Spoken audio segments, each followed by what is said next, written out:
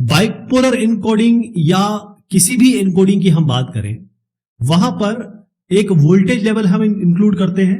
Voltage इसलिए include करते हैं क्योंकि हम बैलेंस करना चाहते हैं। ज्यादा जीरोज से ज्यादा वन नहीं होने चाहिए, ज्यादा वन से ज्यादा जीरोज नहीं होने चाहिए, दोनों बराबरी में होने चाहिए। इसके लिए इस बैलेंसिंग को अचीव करने के लिए कि भाई जो हमारा कोड है वो बैलेंस रहे, हमारे पास तमाम तरह की तकनीक है, 4B 5B जैसी, है ना। तो एक बेहतरीन तकनीक है जो हम यहां इस्तेमाल करते हैं, वो है 8B 10B लाइन कोड। अब 8B 10B लाइन कोड में होता यह है कि 8 बिट को हम मैप करते हैं 10 बिट में, यानी कि 8 बिट इनपुट मैप होता है 10 बिट आउटपुट में। 80% करीब एफिशिएंट है, जैसा 4B और 5B लाइन कोड हमने देखा था। होता यह है कि हम 8 बिट को लेते हैं, ये पूरे मान लीजिए 8 बिट है आपके, इस 8 बिट में 5 बिट अलग करते हैं, 3 बिट अलग करते हैं, इस 5 बिट को हम मैप करते हैं 6 बिट में, और इस 3 बिट को मैप करते हैं हम 4 बिट में, और फिर ये 6 और 4 जो बिट है इसको जोड़ देते हैं, इसको हम कॉन्कैटिनेशन कहते हैं। इस कॉन्कैटिनेशन से ये बन गया 10 बिट। ठीक है जी।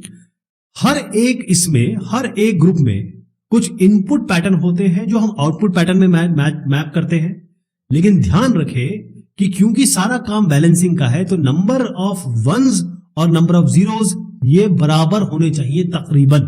जैसे 001 को हमने मैप किया 1011 में। अब देखें 001 में 2 जीरोज है और 1 1 है, तो ये बैलेंस तो नहीं है। इसको मैप किससे किया हमने 1001 में, इसमें कितने जीरोज हैं 2, कितने वंस हैं 2, मैप हो गया, दोनों बराबर है ना। इसका मतलब बैलेंसिंग हो गई।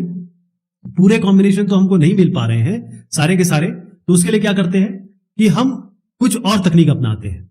हर एक इनपुट पैटर्न को 2 आउटपुट पैटर्न से मैच कराते हैं, जिसमें एक आउटपुट पैटर्न तो नॉर्मल होगा, दूसरा जो होगा वो उसका क्या होगा, ऑल्टर, ये कॉम्प्लीमेंट होगा।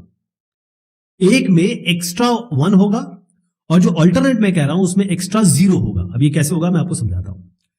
जैसे यहां पर देखिए आपका 000 है ना, 000 को मैप कराया गया 1011 से, या फिर 0100 से। तो क्योंकि हमारे पास पूरे नहीं है, इसलिए हमने हर एक इनपुट पैटर्न को 2 आउटपुट पैटर्न से मैच कराया।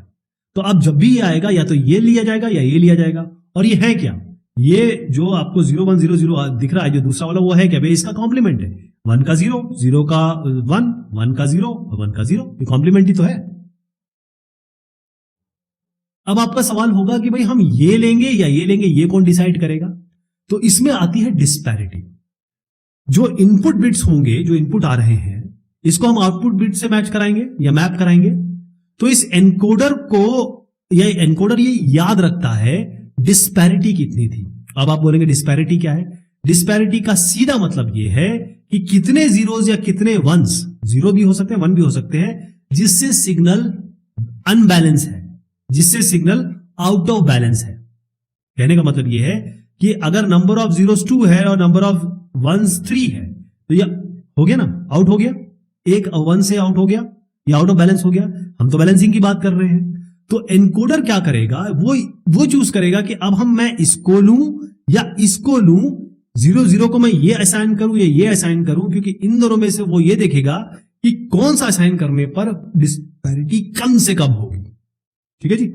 8B और 10B में जो डिस्पैरिटी है वो ज्यादा से ज्यादा 2 बिट हो सकती है। इसका मतलब ये है कि सिग्नल बैलेंस ही रहेगा, बहुत कम ऐसा होगा कि सिग्नल अनबैलेंस रहेगा।